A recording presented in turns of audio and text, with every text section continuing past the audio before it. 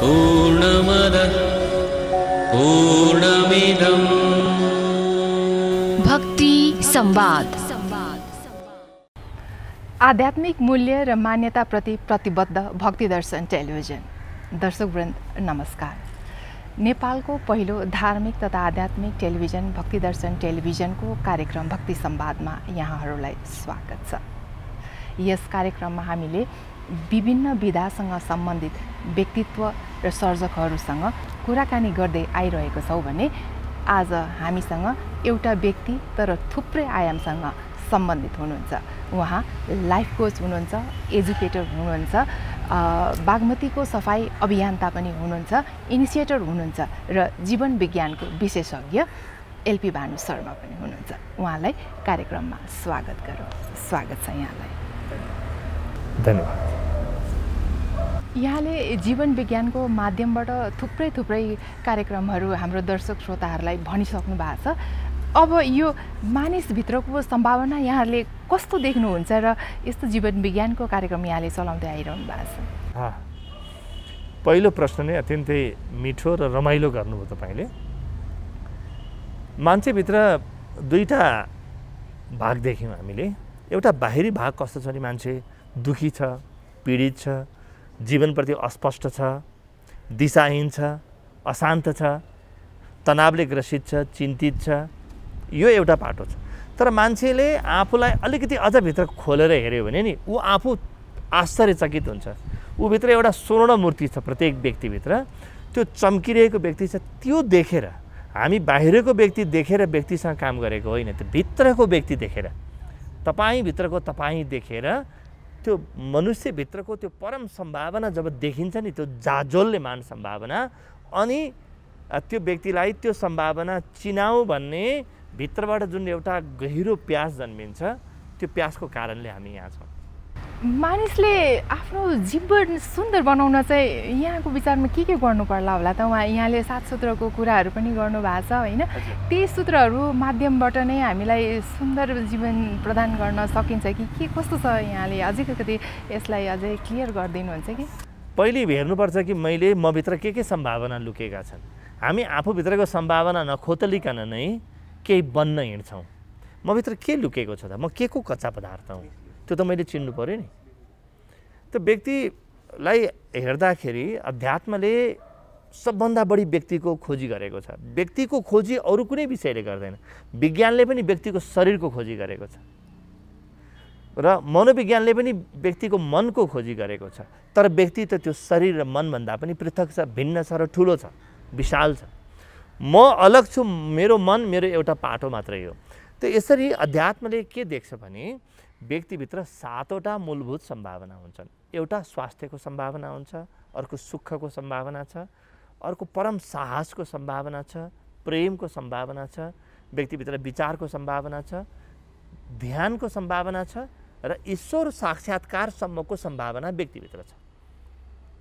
यी 7वटा सम्भावना छन् र यी 7वटा सम्भावना मैले चिने भने, मसँग यस्तो छ है भन्ने मैले चिने भने, बाँकी रहेको जीवन नि म यी सम्भावनालाई साकार गर्न, मेरा आफ्नै सम्भावनालाई साकार गर्न म बिताउन थाल्छु। त्यस कारणले जीवनलाई हेर्ने एउटा अनौठो ढङ्ग हो अध्यात्म। अध्यात्मले अत्यन्तै सकारात्मक मात्रै नभएर जे छ त्यसको आँखाले हेर्छ र अध्यात्मले के देख्छ भने व्यक्ति बाहिर यदि चिन्तित छ, व्यक्तिमा तनाव छ, व्यक्ति अशान्त छ भने नि आफ्नो सम्भावनातिर हिँड्न सकेनछ यो व्यक्ति भन्ने बुझिन्छ। मानिस एकदम आनन्दको प्रेमी होइन, हरपल आनन्द चाहने, तर त्यो क्षणिक आनन्दहरू मात्रै नै मान्छेले यो भौतिक सुखहरूमा त्यो पाइने रहेछ। यो आध्यात्मिकताले चाहिँ मान्छेलाई भित्रकै होइन आत्मालाई परमात्मासँग जोड्ने बाटो पनि त खोल्ने रहेछ नि त, होइन त सर? यसको बारेमा पनि केही भन्नुहुन्छ? यो अलि परको कुरा भयो, यो सैद्धान्तिक तरिकाले हामी नजाउँ। मैले के देखेँ भने मेरो आफ्नो जीवनको अनुभव एउटा त छ, संसारमा मेरा 5वटा इन्द्रियहरूको माध्यमबाट पाउने सुख। जस्तो मलाई राम्रो कुरा हेरेँ खुसी हुन्छु म, हो, राम्रो कुरा सुने खुसी हुन्छु, मिठो खान पाएँ भने राम्रो गन्ध, त्यसपछि अनि स्पर्श, शरीरका विभिन्न भोगहरू, यो चाहिँ बाहिरी सुख मात्रै हो है। तर मैले के देखेँ भने नि म यी जम्मै बाहिरका ज्ञानहरूबाट अलग भएर बाहिरका सूचनाहरूबाट अलग भएर आफैभित्र डुब्ने तरिका खोजेँ भने म परम आनन्दित हुन थालिहाल्छु। बाहिरतिर मात्रै मैले खोजेँ है, बाहिर संसारले दिने मात्रै कुरा मैले खोजेँ भने म एउटा सुविधा र सुखमा मात्रै जान्छु। तर आफूभित्रको त्यो सम्भावनालाई मैले खोजेँ, म भित्र आफूभित्र गएँ भने त्यहाँभित्र नै आत्मा भन्नु चाहे परमात्मा भन्नु सबसँग भेट आफूभित्र मात्रै हुन्छ। आफू बाहिर कसैको भेट कसैसँग पनि हुँदैन। त्यस कारणले व्यक्ति आफैमा सबैभन्दा ठुलो शक्ति हो, व्यक्ति आफैमा सबैभन्दा ठुलो सम्भावना हो। तपाईँले आफूलाई नै खोतल्नुपर्छ र यसलाई हामी अध्यात्म भन्छौँ। अध्यात्मले के गर्छ भने म आफूलाई खोतल्न सिकाउँछ क्या, भित्र पर्गेल्न सिकाउँछ। अझ भित्र के छ, अझ भित्र के छ, अझ भित्र के छ भनेर एक दिन व्यक्ति चमत्कृत हुनेछ, व्यक्ति आश्चर्यचकित हुनेछ। उसलाई भरोसा लाग्दैन कि म पनि यस्तो हुन सक्दो रहेछु। म यही दुःखी मान्छे, यही झगडालु मान्छे, यही लोभ गरिराख्ने मान्छे हो, यिनै जीवनका दुःखहरूले सताउने मान्छे, साना साना कुरामा कहिलेकाहीँ खुसी हुने मान्छे, म भित्र यस्ता कुरा लुकेका छन्, हिरामोती लुकेका छन् म भित्र। यो भरोसा लाग्दैन जब आफूलाई चिन्छ। त्यस कारणले आत्मा परमात्मा भन्ने यी परका शब्द हुन्। आफूलाई चिन्नु, आफूलाई चिनेपछि पुरै विराटको शक्तिसँग एक भइन्छ। पहिले त मैले आफ्नो शक्ति चिनौँ अनि विराटको शक्तिसँग एक हौँ। आफूलाई चिन्नु आत्मा भनिन्छ, त विराटलाई चिन्नु परमात्मा भनिन्छ। तर यो कुनै शब्द होइन है, यी अनुभव हुन्। भनेपछि सुरुमा व्यक्तिले चाहिँ म के हुँ भन्ने कुरा नै चिन्न जरुरी रह्यो। म के हुँ र म को हुँ, त्यसपछि म के गर्न सक्छु आउँछ।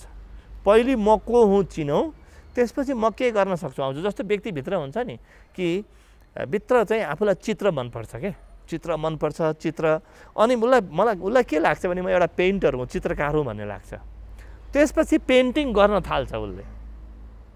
पहिले त्यो आवाज आउँछ क्या भित्र। व्यक्तिले आफूलाई खोतल्यो भने नि हरेक व्यक्तिभित्र बाहिर संसारमा पेसाको लागि पनि मैले कुन पेसा अपनाउने, के विषय पढ्ने, कहीँ बाहिर गएर सोध्नु जरुरी छैन। व्यक्तिभित्र त्यसको आवाज छ। साइकोलोजीले, मनोविज्ञानले यसलाई खोजी गरेको छ। अध्यात्मले त दशौँ हजार वर्षदेखि यही विषयको खोजी गरेको हो। अध्यात्म त पूर्ण विज्ञान हो। तर मनोविज्ञान जुन छ, अब यो भर्खर यो यसले बेबी स्टेप्सहरू, शिशु पाइलाहरू चाल्दैछ मनोविज्ञानले। तर पनि मनोविज्ञानले कस्तो गहिरो खोजी गरेको छ भने व्यक्तिभित्रको जुन सम्भावना छ त्यसलाई उसले प्यासन भन्छ हो, अथवा चाहिँ दि इन्नर भोइस भन्छन् केही मनोवैज्ञानिकहरू। त्यो भित्रको जुन आवाज छ त्यो आवाजतिर व्यक्ति फर्कियो भने नि भित्र आफूलाई सुन्ने, आफूलाई हेर्ने, आफूलाई देख्ने, आफूलाई बुझ्ने गर्यो भने म के विषय पढ्ने, को व्यक्तिसँग विवाह गर्ने, यहीँ बसौँ कि बाहिर जाउँ, कस्तो काम गर्ने, ठिक छ, र म आफ्नो जीवनलाई कसरी चम्काउन सक्छु, त्यो सबै व्यक्तिले आफूभित्र पत्ता लगाउन थाल्नेछ। त्यसैलाई हामी ध्यान भन्छौँ। त ध्यान के को प्रक्रिया हो त भन्दा ध्यान आफूलाई खोतल्ने प्रक्रिया हो। जस्तो एउटा भूगर्भविदले के गर्छ, माटोलाई खोतलेर हो, जमिनलाई खोतलेर त्यहाँभित्र कति खनिजहरू होलान्, अरू पदार्थहरू के होलान् त्यो खोज्छ नि। तर आध्यात्मिक व्यक्तिले के गर्छ, ध्यान उसको उपकरण हो, टुल उसको ध्यान हो।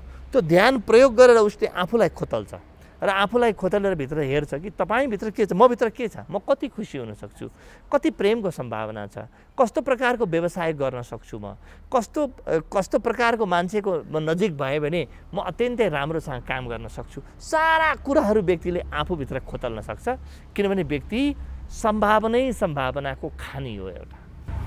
सर, अब यहाँले चाहिँ नि एउटा व्यक्ति, परिवार, समाज, राष्ट्र, अब राष्ट्र मात्र नभनेर त अब अहिले त माइग्रेसन जाने छ अन्तर्राष्ट्रिय स्तरमै होइन, यति धेरै यति ठुलो यो जीवन विज्ञानले चाहिँ मान्छेलाई सहज, सक्षम, फिजिकली पनि मेन्टली पनि कसरी मान्छेलाई स्टेबल गर्ने, कसरी त्यसको क्यापिटल इन्हान्स गर्ने भन्ने कुराहरू सिकाउने रहेछ। यस्तो प्रेरणा सरलाई कसरी आयो कि म यो सेसनहरू यसरी जीवन विज्ञान पनि चलाउँछु भन्ने? हजुर, अब हेर्नुहोस्, प्रेरणा कहिले पनि प्रेरणा आफूभित्रबाट आउँदो रहेछ। जब मैले आफूलाई देखेँ नि ध्यानको गहिराइमा, भक्तिको गहिराइमा, जब मैले आफूलाई भेटेँ त मैले के देखेँ भने बाबा यो त कहिल्यै नमर्ने अमृत तत्त्व म भित्र छ। त्यो परम तत्त्व के जुन बाहिरका दुःख सुखले नछुने, जन्म मृत्युले नछुने, त्यो तत्त्व मसँग छ भने तपाईँसँग पनि छ, सबैसँग उति नै देखिन्छ तत्काल। अनि त्यो अब त के भने अध्यात्मको माध्यमबाट मानिसहरूलाई मद्दत गर्नु बाहेक जीवनको लक्ष्य नै हुँदैन। जीवनको ध्येय के त? म के गर्ने त? अब आफूलाई उघारिसकेपछि के गर्ने? हरेक व्यक्तिलाई, अरू व्यक्तिलाई पनि आफूलाई उघार्न मद्दत गर्ने। अब यही प्रक्रियामा योग जन्मियो, ध्यान जन्मियो, विभिन्न प्रकारका कार्यक्रम जन्मिन्छन्, समाजसेवा जन्मियो होइन। तर मूल त्यसको केन्द्रमा के रह्यो भने मूल चाहिँ व्यक्ति रह्यो क्या। व्यक्तिभित्रको सम्भावनालाई कसरी उजागर गर्ने, व्यक्तिलाई चहकिलो कसरी बनाउने हो। व्यक्ति यो पृथ्वीमा हिँड्दा पनि स्वर्गमा हिँडेको अनुभव गरोस्, त्यस्तो खुसी होस्, त्यस्तो शान्त, त्यस्तो आनन्दित र पनि काममा आफ्नो कर्ममा त्यति नै सक्षम व्यक्तिभित्रबाट स्वतन्त्र आफूलाई अनुभव गरोस्, स्वावलम्बी अनुभव गरोस् र सकारात्मक बनोस्। त्यो सबै सम्भावना व्यक्तिभित्र छ। हामीले गर्ने के हो? तपाईँसँग नभएको कुरा अध्यात्मले लगेर हाल्दैन, जीवन विज्ञानले केही गर्दैन। जीवन विज्ञानले तपाईँका आँखा तपाईँतिरै फर्काइदिन्छ। एफसी हुनुहुन्छ हजुर आफै, अध्यात्म र हजुरको प्रोफेसन त एकदमै फरक होइन। हाम्रो थुप्रै दर्शकहरूलाई, श्रोताहरूलाई र म आफैलाई पनि एकदम धेरै जिज्ञासा, पढे लेखेको मान्छेलाई पनि यसो अध्यात्मले कसरी चाहिँ बाँधिएर यति अगाडिसम्म आउनु भएको छ भन्ने यो थुप्रै हाम्रो दर्शकहरूको जिज्ञासा छ। यो बारेमा पनि अलिकति क्लियर पारिदिनुहुन्छ कि? हेर्नुहोस्, सारा पढाइ लेखाइ जुन छ नि त्यो बाहिरबाट हुन्छ, तर म त भित्र बस्छु नि, आफूभित्र। म भित्र बस्छु, यो शरीर रूपी घरभित्र बस्छु म। त मलाई सानो उमेरमै मलाई लाग्छ 10-11 कक्षा पढ्दाखेरि मलाई भित्र त्यो गहिरोसँग एउटा बोध जन्मेको थियो कि संसारका कुराहरू त म हेर्छु, तर म आफूलाई चाहिँ चिनी छाड्छु। किनभने अरूले मलाई यो हो भन्छन्, कसैले राम्रो भन्छन्, कसैले नराम्रो भन्छन्, कसैले छोरा भने, कसैले भाइ भने, कसैले दाइ भने। अब यति धेरै परिचय मेरो हुनै सक्दैन, पक्का पनि मेरो एउटा आफ्नो निजी कुनै परिचय हुनुपर्छ। त्यो खोज्ने क्रममा म आफूतिर फर्केँ र मैले के पाएँ भने कि शिक्षाले, यो जुन बाहिरी शिक्षा छ, यसले मलाई मद्दत गर्छ आफ्नो जीविकोपार्जन गर्न, आफ्नो व्यवहार चलाउन मद्दत गर्छ। तर बाहिरी शिक्षाले म आफूलाई चिनाउँदैन। आफूलाई चिन्नको लागि फेरि अलग प्रयास गर्नुपर्छ। त्यस कारणले मलाई त्यो चार्टर्ड एकाउन्टेन्ट CA भएर मलाई पुगेन, कसैलाई पनि पुग्दैन। हेर्नुहोस्, कसैलाई पनि पुग्दैन। हरेक व्यक्तिले आफूलाई खोलेर आफूलाई हेर्नै पर्छ र नहेरिकन कोही पनि व्यक्तिले कहिले पनि चित्त बुझाउन सक्दैन। मेरो अनुभव हो यो। मैले यहाँलाई पनि अघि नै पनि राखेँ कि जीवन विज्ञानले चाहिँ नि शारीरिक मानसिकको इन्हान्स मात्र होइन, यसले चाहिँ आत्मालाई परमात्मासँग साक्षात्कार पनि गराउँदै आएको अवस्था छ भने अहिलेको अवस्था चाहिँ झनै जटिल होइन। विश्व नै अहिले यो पेन्डेमिकको जुन सिचुएसनले झन् जटिलको अझै अहिले चाहिँ नि साइकोलोजिकल धेरै काउन्सिलिङ गर्नुपर्ने आवश्यकता रहेको छ। यो हजुरहरूको यो जुन जीवन विज्ञानको माध्यमबाट यहाँले थप ऊर्जा आउने, मान्छेलाई संवेदनशीलताबाट अझै बाहिर निकाल्नुपर्ने के कस्तो सूत्रहरू केही छ भने त्यो पनि भनिदिनुहोस्। अब हेर्नुहोस्, हामीसँग 4वटा सम्पत्ति छ मनुष्यसँग। पहिलो सम्पत्ति शरीर हो। शरीरलाई मैले स्वस्थ राख्नुपर्छ, सम्पत्ति हो त यो त हो। दोस्रो सम्पत्ति मन छ। मनलाई मैले बलवान बनाउनुपर्छ, ठिक छ, दुर्बल बनाउनु हुँदैन, निर्बल बन्नु हुँदैन। त्यसपछि तेस्रो सम्पत्ति मेरो हृदय छ। हृदयलाई मैले प्रेमले भर्नुपर्छ। चौथो सम्पत्ति मेरो चेतना छ, जसलाई आत्मा भन्नुभयो नि तपाईँले, त्यसलाई हामी चेतना भन्छौँ। त्यो चेतनालाई चिन्नु छ।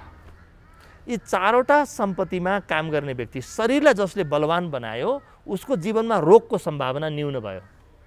मनलाई जसले बलवान बनायो त्यो व्यक्ति दुर्बल हुनै सक्दैन। ऊ त बाहिरका विपरीत परिस्थितिहरू, बाहिरका प्रतिकूल परिस्थितिसँग जुधेर पनि बडो प्रसन्न, बडो सफल, बडो सकारात्मक हुन सिक्छ। र जसले आफ्नो हृदयको सम्पत्तिलाई जगायो, चिन्यो, त्यो व्यक्ति सबैसँग प्रेमले भरिन्छ। उसले कसैप्रति पनि नराम्रो व्यवहार गर्दैन, कसैको पनि हानि गर्दैन, कसैलाई घृणा गर्दैन, कसैप्रति हिंसा उसको जीवनमा जन्मिँदैन। र चेतना जसले चिन्यो नि, ऊ यति ढुक्क हुन्छ, यति स्पष्ट हुन्छ कि त्यो व्यक्तिको बोली, त्यो व्यक्तिको व्यवहार, त्यो व्यक्तिको व्यक्तित्व, त्यो व्यक्तिको ओज नै फरक हुन्छ। त्यस कारणले नि अब हरेक दिन हामी हजारौँ मित्रहरूलाई यहाँले हेर्नुभयो होला, युट्युबको माध्यमबाट, टेलिभिजन, रेडियो, फेसबुक, अरू सामाजिक सञ्जालको माध्यमबाट हजारौँ मित्रहरूलाई हामी योग गराउँछौँ हो। हामी प्राणायाम गराउँछौँ, ध्यान गराउँछौँ र सकारात्मक जीवन कसरी बाँच्ने त्यो सिकाउँछौँ। यो गर्न थाल्यो भने नि जतिसुकै प्रतिकूल परिस्थिति होस्, बाहिर मृत्युको कोलाहलै चलिरहेको छ भने पनि तपाईँ त्यसको माझमा बसेर प्रसन्न रहन सक्नुहुन्छ। यो अध्यात्मको देन हो। बस आत्मव्यवस्थापनको बाटो तपाईँले भन्नुभयो नि, आफूले आफूलाई व्यवस्थापन गर्नुपर्छ। सानो एउटा कुरा जोडौँ रचनाजी म ल। जस्तो मान्नुहोस् कि तपाईँको घरमा 5 जनाको परिवार छ अरे। अब 4 जना बिरामी छन् भने तपाईँ चाहिँ दुखी हुने कि खुसी हुने त? तपाईँ पनि दुखी हुनुभयो, 4 जना बिरामी देखेर तपाईँ दुखी हुनुभयो भने तपाईँ नालायक हुनुहुन्छ, तपाईँ 5औँ बिरामी भइहाल्नुहुन्छ। तर तपाईँले 4 जना घरका मान्छे बिरामी हुँदा पनि आफू खुसी हुन सिक्नुभयो भने, स्वस्थ रहन सिक्नुभयो भने बल्ल काम लाग्नुहुन्छ। त्यस कारणले दुखी व्यक्ति काम लाग्दैन, खुसी व्यक्ति मात्रै काम लाग्छ, स्वस्थ व्यक्ति काम लाग्छ, प्रसन्न चित्त व्यक्ति काम लाग्छ। र जीवन विज्ञानले त्यस्तै व्यक्ति बनाउने हो। सर मैले यहाँनिर चाहिँ अब जसले अध्यात्मको परिभाषा थाहा पाउनुभयो उहाँहरूले त थाहा पाइ नै राख्नु भएको छ होइन। जो चाहिँ भर्खरको स्टेजमा हुनुहुन्छ, जसलाई अध्यात्म के हो भन्ने बारे नै जानकारी छैन, उहाँले बुझ्न चाहिराख्नु भएको खण्डमा चाहिँ यसको सरल र सटिक उहाँले बुझ्ने गरी कसरी? अध्यात्म भनेको के हो? अध्यात्म भनेको आफूलाई चिन्ने र आफ्नो सम्भावनालाई उजागर गर्ने विज्ञान हो। म अङ्ग्रेजीमा भनौँ, म स्पिरिचुअलिटीलाई के भन्छु भने spirituality is the science of human potentials. सम्भावना के छ त मभित्र? जस्तो तपाईँ अङ्कगणित पढ्नुभयो भने नि त्यसले बाहिरको संसारमा गणितको सम्भावना देखाउँछ हो। तपाईँले भूगोल पढ्नु भने छुट्टै कुरा देखाउँछ, बजारशास्त्रले बजारको सम्भावना देखाउँछ, तपाईँले भौतिक विज्ञान पढ्नुभयो भने अर्को सम्भावना देखाउँछ। तर मभित्र के सम्भावना छ त त्यो खोज्ने विज्ञानलाई अध्यात्म भनिन्छ। त्यस कारणले अध्यात्मलाई बाहिर कहीँ नलैजानुहोस्, कुनै बाहिरको मन्दिर बाहिरका अरू कुराहरूसँग नजोड्नुहोस्, ती त आफै आउँछन्। पहिलो कुरो के हो भने म आफूलाई चिन्ने र आफ्नो सम्भावना उजागर गर्ने विज्ञानलाई अध्यात्म भनिन्छ। त्यहाँबाट प्रारम्भ गर्यो भने व्यक्ति वास्तवमै आध्यात्मिक हुन्छ। अहिले पनि कतिजनाले भनौँ हामी आफूले पनि आफूलाई चिन्न नसकिरहेको अवस्थामा पक्कै पनि हामी जीवन विज्ञान आएर यहाँको जुन सेसनहरू क्लासहरू जुनमा हामीले जोइन गऱ्यो भने अवश्य पनि अहिले पनि हामी यो उमेरमा पनि चिन्न सक्छौँ। यो उमेर भन्ने पनि कहीँ हुन्छ? उमेरले केही गर्दैन। तपाईँ भित्र आँखा बन्द गर्नुभयो भने तपाईँ बालक हो कि युवा हो कि वृद्ध हो कि थाहा हुन्छ। तपाईँ महिला हो कि पुरुष हो थाहा हुन्छ। तपाईँ गोरो हो कि कालो हो तपाईँलाई थाहा हुन्छ। भित्रबाट त तपाईँ एउटै हो, उही हो। तपाईँ भित्रको चेतना सदा उही छ, त्यो त सनातन चेतना हो। र जीवन विज्ञानले तपाईँलाई तपाईँ जस्तो छ त्यस्तै चिनाइदिने होइन, तपाईँलाई चिन्न मद्दत गर्ने हो। मैले आफूलाई चिनेँ, मैले आफूलाई देखेँ, त म तपाईँलाई तरिका बताइदिन सक्छु नि त। त्यो तरिकाको माध्यमबाट तपाईँले आफूलाई चिन्न, आफूलाई देख्न सक्नुहुन्छ। हजुर, यहाँले भर्खरै रिसेन्टै आफ्नो ट्विटमा पनि लेख्नु भएको रहेछ कि cannot manage the time you can manage your self within the time भनेर भन्नुभएको रहेछ। यसको बारेमा अझै इलाबोरेट गरिदिनुहुन्छ कि? है, मान्छे समय व्यवस्थापन भन्छ नि, टाइम म्यानेजमेन्ट भन्छ नि, यो एउटा मिथ्या हो। It's a फ्यालेसी। You cannot manage time. समय त जसको पनि 24 घन्टा हो त, तपाईँले बढाउन घटाउन सक्नुहुन्न। त यु क्यानट म्यानेज टाइम। तपाईँले त्यो समयभित्र लगेर आफूलाई व्यवस्थापन गर्न सिक्नुभयो भने त्यसलाई टाइम म्यानेजमेन्ट भनिन्छ क्या। त्यस कारणले नि टाइम म्यानेजमेन्ट भन्नुहोस्, चाहे एनर्जी म्यानेजमेन्ट भन्नुहोस्, चाहे प्रोडक्टिभिटी म्यानेजमेन्ट भन्नुहोस्, यी म्यानेजमेन्टमा हिजो आज इमर्जिङ कन्सेप्टहरू जुन आइरहेछन् नि ती जम्मै सेल्फ म्यानेजमेन्ट हुन् क्या। मैले आत्मव्यवस्थापनको विज्ञान हो र अध्यात्म के हो? आत्मव्यवस्थापनको विज्ञान हो। त्यस कारणले आज म्यानेजमेन्टको थियोरी हेऱ्यो भने, लिडरसिपको थियोरी हेऱ्यो भने, साइकोलोजी हेऱ्यो भने थाहा हुन्छ कि अब यिनले अध्यात्मलाई पढ्न थाले, यिनले अध्यात्मको अध्ययन गर्न थाले। त्यो कुरो त्यहाँबाट थाहा हुन्छ।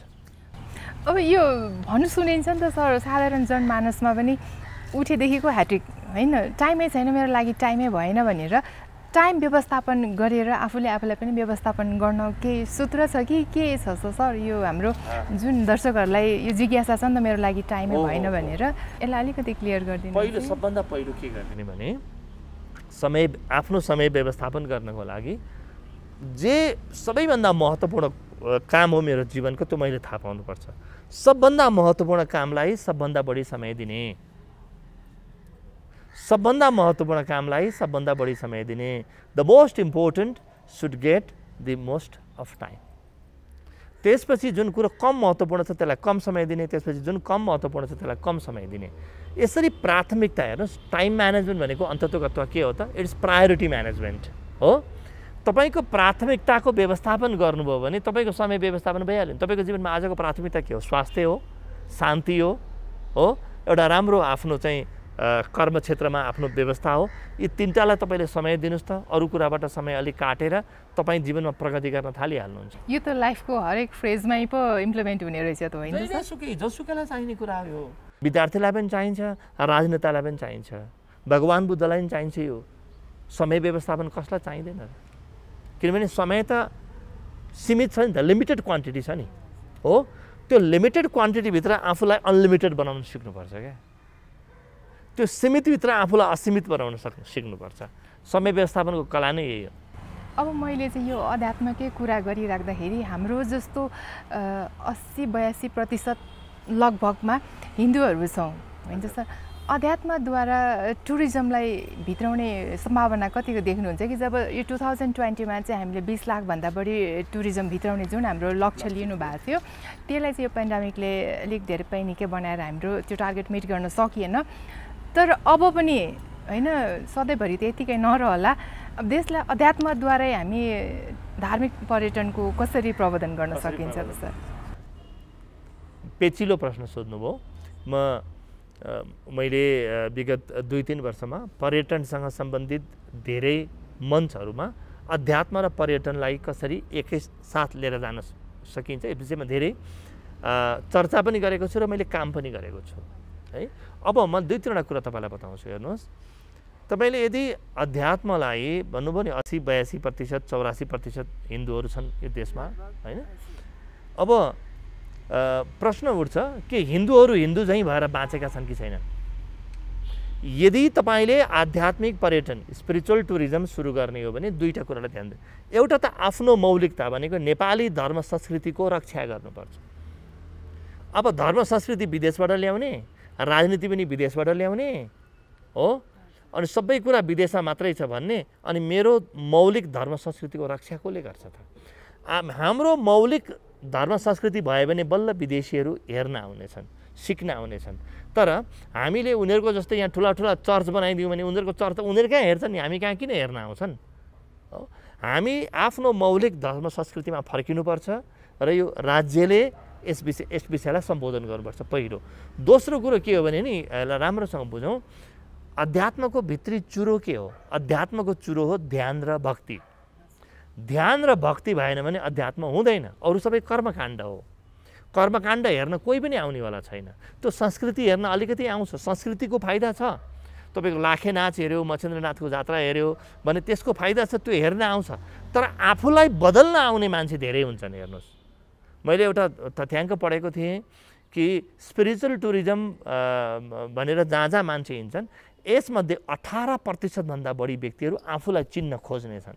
त्यसको लागि हामीसँग खोइ ध्यान कक्षहरू, हामीसँग खोइ यहाँ ध्यानका प्रशिक्षकहरू, हामीलाई एकदम राम्रा योगका प्रशिक्षक चाहिन्छ, हामीलाई ध्यानका प्रशिक्षक चाहिन्छ, ठुला ठुला भवन चाहिन्छ हामीलाई, र हजारौँ व्यक्ति अट्ने वासस्थानहरू हामीलाई चाहिन्छ। यो क्षेत्रमा हामीले लगानी गऱ्यौँ भने काम लाग्छ। हामी लगानी चाहिँ मदिरा उद्योगमा गर्ने, सुर्ती उद्योगमा लगानी गर्ने, अरू विषयमा लगानी गर्ने, अनि देशको स्पिरिचुअल टुरिज्म बढाउँछु भनेर भन्ने यो कसरी मिल्ला ल मलाई भन्नुहोस् त? यो त बेमेल कुरा हो नि। हामीले लगानी अध्यात्ममा गर्नुपर्छ। हाम्रा व्यक्तिहरूलाई हाम्रो नेपाली धर्म संस्कृति कला साहित्य सिकाउने, हाम्रो संस्कृतिसँग नजिक बनाउने र हाम्रा व्यक्तिहरूलाई योग ध्यान सिकाउने गऱ्यौँ भने जहाँ गए पनि ओहो नेपाल एउटा आध्यात्मिक देश हो भन्ने छन्। होइन भने त हामी आध्यात्मिक संस्कृति भएको अआध्यात्मिक देश हौँ। यसलाई हामीले बदल्नु छ। सर, एउटा कुरा चाहिँ नि, यो जुन गीता भागवत श्रीमद् भागवत गीता भन्छौँ, महाभारतको कथाहरू हामी हेर्छौँ सुन्छौँ होइन। अहिले पनि यो पेन्डेमिक टाइममा चाहिँ सबभन्दा धेरै हेर्ने भनेको महाभारत रामायणै रहेछ, सबैलाई मनपर्ने। अब आएर वर्षौँदेखि त्यही अनुसरण गर्दै आइरहेको कुरालाई सबैलाई जरुरत छ भने विद्यार्थीदेखि नै नैतिकवान विद्यार्थी सृजना गर्नको लागि यो हाम्रो पठन पाठनकै पुस्तकमा राख्दाखेरि यसलाई के फरक पर्ला कि के छ सर? यसलाई कतिको राम्रो होला? यो अत्यन्तै समय सापेक्ष विषय हो। यदि मैले आध्यात्मिक पर्यटनलाई बढावा दिने हो भने अध्यात्म मैले सानो उमेरदेखि सिकाउनुपर्छ। पछि गएर खालि अध्यात्मको व्यवसाय गर्न खोजेर हुँदैन। सानो उमेरदेखि संस्कार नै आध्यात्मिक बन्दै जानुपर्छ एउटा। दोस्रो, मनुष्यको सम्भावना के हो? मनुष्यको सम्भावना ध्यानको भक्तिको माध्यमबाट आफूलाई खोतल्ने हो र आफू परम शान्त हुने हो, परम आनन्दित हुने हो।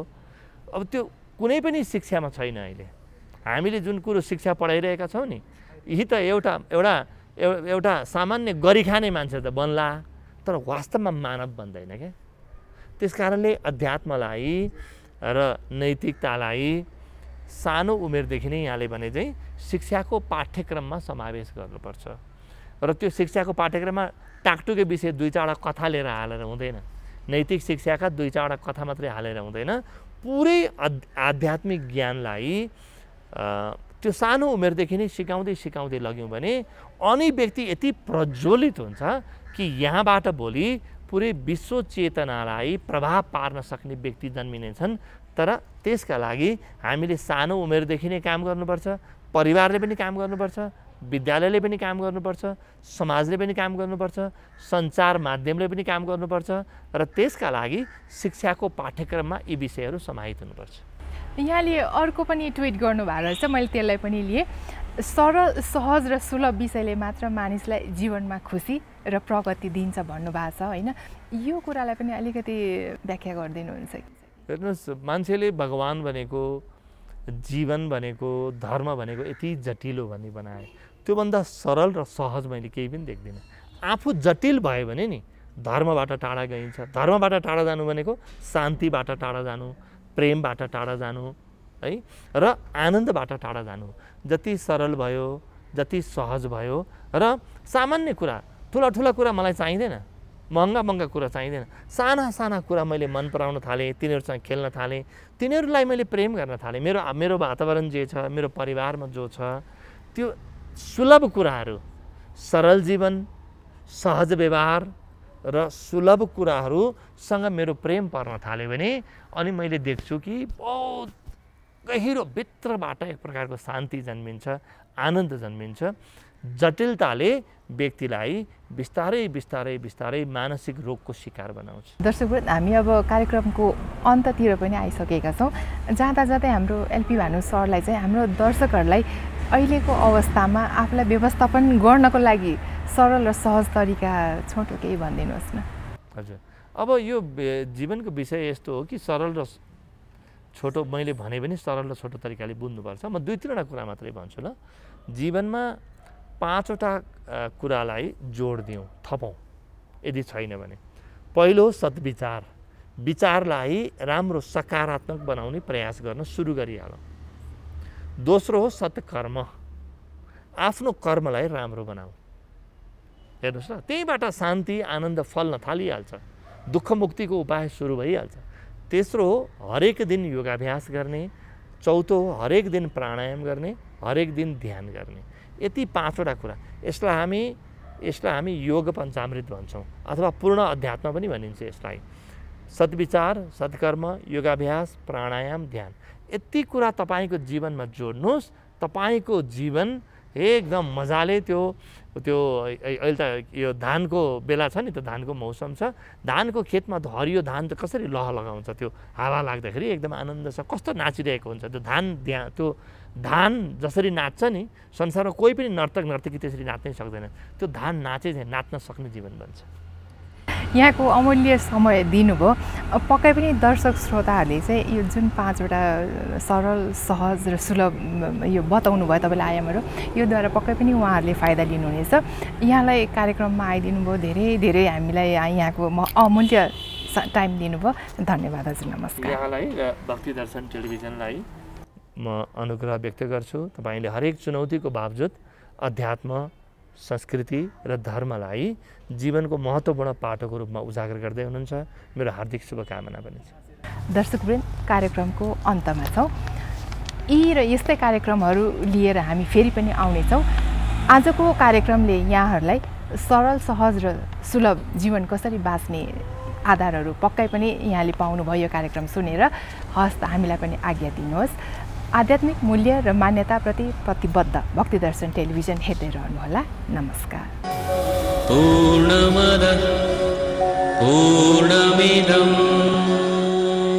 भक्ति संवाद।